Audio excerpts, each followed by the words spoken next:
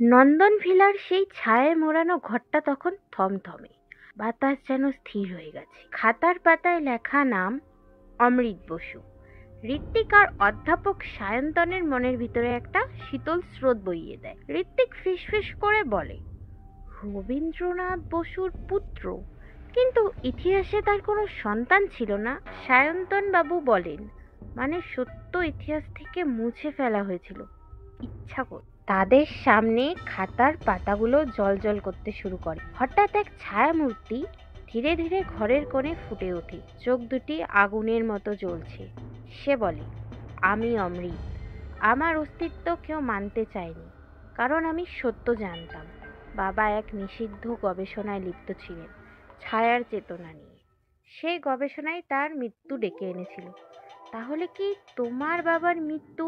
ঋত্বিক প্রশ্ন করে। হত্যা, অমৃত বলল, তার বন্ধুদের দ্বারা। কারণ সে একটি সত্য খুঁজে পেয়েছিল যা পুরো সমাজ কাঁপিয়ে দিতে পারত।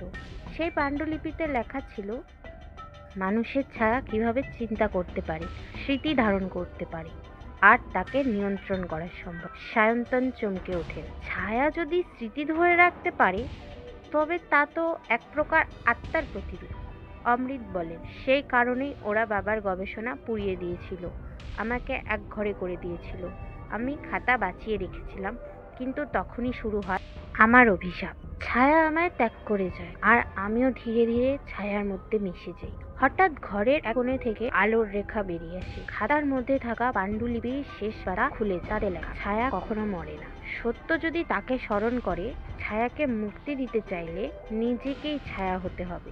ঋত্বিক চুপচাপ বলে, আমি প্রস্তুত। তুমি কি নিশ্চিত? অমৃত প্রশ্ন করে। হ্যাঁ, সত্যের জন্য আমি নিজের ছায়াও হারাতে পারি। অমৃত ধীরে ধীরে এগিয়ে এসে নিজের ছায়া ঋত্বিকের মধ্যে ঢুকিয়ে দেয়। ঋত্বিক হঠাৎ অনুভব করে তার স্মৃতিগুলো অস্পষ্ট হয়ে যাচ্ছে, অথচ অমৃতের স্মৃতি একে একে তার মধ্যে প্রবেশ করছে। সে দেখতে পায় সেই ভয়ঙ্কর রাত। রবীন্দ্রনাথকে পেছন থেকে ছুরিঘাত করছে এক লোক, যার মুখ হুবহু তার প্রফেসর সায়ন্তন বাবুর মতো। সে চমকে তাকায় প্রফেসরের দিকে। আপনি? আপনি? সায়ন্তন হেসে বলে, হ্যাঁ, আমি সেই লোকের বংশধর, মোহন মুখার্জির নাতি। তোমাকে এখানে আনাটাই ছিল আমার উদ্দেশ্য। তুমি ছাড়া কেউ এই খাতা খুলতে পারতো না। এখন পাণ্ডুলিপি আমার। তিনি খাতা ছিনিয়ে নিতে যান, কিন্তু তখনই ঘরের ছায়াগুলো একযোগে সায়ন্তনের দিকে ধেয়ে আসে। তারা চিৎকার করে ওঠে, অবিশ্বাসী, তুমি সত্যের শত্রু। এক মুহূর্তে সায়ন্তনের শরীর গলে ছায়ার মধ্যে বিলীন হয়ে যায়। ঘরটা আবার নিস্তব্ধ। অমৃতের ছায়া ধীরে ধীরে ফিকে হয়ে যায়। সে বলে, তুমি আমাদের মুক্ত করেছো ঋত্বিক, কিন্তু এখন তুমি ছায়ার ধারা। তোমার দায়িত্ব এখন সত্য রক্ষা করা। মনে রেখো, ছায়া কখনো মিথ্যে বলে না, শুধু অপেক্ষা করে ঠিক মানুষের জন্য। ঘরটা আলোয় ভরে ওঠে।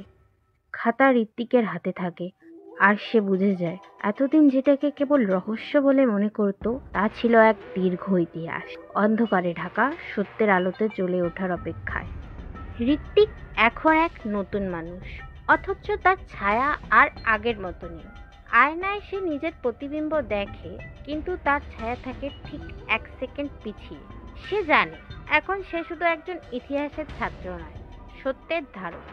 নন্দন ভিলা ত্যাগ করে সে ফিরে আসে শহরে, কিন্তু শহরটা যেন আগের মতো নেই। চারপাশে অজানা আতঙ্ক, অদ্ভুত মৃত্যু ছায়া ছাড়াই মৃতদেহ পাওয়া যাচ্ছে।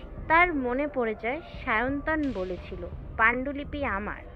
মানে আরো কেউ সেই সত্য জানতে চেয়েছিল, ছায়ার শক্তি দখল করতে। ঋত্বিক খাতা খুলে পড়ে। শেষ পাতায় লেখা আছে একটি মানচিত্র, যার গন্তব্য ঘূর্ণিকুণ্ড, পূর্ব ভারতের এক গোপন গ্রন্থাগার, যেখানে যুগ যুগ ধরে সংরক্ষিত থাকে নিষিদ্ধ জ্ঞান। ঋত্বিক সেখানে পৌঁছে দেখে এক রহস্যময় দরজা। তার উপরে লেখা, ছায়া যদি সত্য ধারণ করে, তবে তুমি কি ধরে রেখেছো? ঋত্বিক ধীরে ধীরে দরজায় হাত রাখে। হঠাৎ দরজা খুলে যায়। ভিতরে এক বিশাল ঘর। হাজার হাজার ছায়া ঘুরছে ঘরের মধ্যে, কেউ কেউ মানুষ রূপে, কেউ আবার কেবল শব্দ। মাঝখানে দাঁড়িয়ে এক নারী, তার চোখ দুটি ছড়ায়। সে বলে, আমি আর্কাইভের রক্ষক, তুমি সত্য এনেছো? ঋত্বিক খাতা এগিয়ে দেয়। রক্ষক বলেন, এই পাণ্ডুলিপি কেবল তথ্য নয়, এটি ছায়া সত্তা, মানব ইতিহাসের অচেনা অধ্যায়। কেউ যদি সত্য জানার নাম করে ছায়া নিয়ন্ত্রণ করতে চায়, সে নিজেই অন্ধকার হয়ে যায়। ঋত্বিক জিজ্ঞেস করে, আমার কি হবে এখন? রক্ষক হাসেন, তুমি যদি সত্য রেখে যাও তবে তোমার ছায়া ফিরে আসবে, কিন্তু যদি নিজের ছায়া দিয়ে অন্যকে বাঁচাতে চাও তবে তুমি হারিয়ে যাবে ছায়ার মধ্যে। ঋত্বিক কিছুক্ষণ চুপ থেকে বলে, আমি আমার ছায়া দিয়ে সেই মানুষগুলোর ছায়া ফিরিয়ে দিতে চাই যারা সত্যের জন্য প্রাণ দিয়েছে।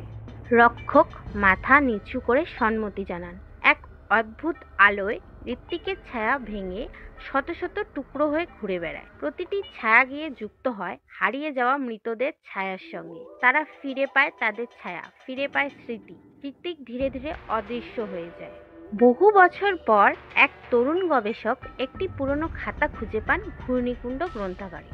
তাতে লেখা, এই লেখা এক ছায়ার কথা বলে, যে নিজেকে হারিয়ে সকলকে ফিরিয়ে দিয়েছিল। সত্য যদি চাও, ছায়াকে জিজ্ঞেস করো।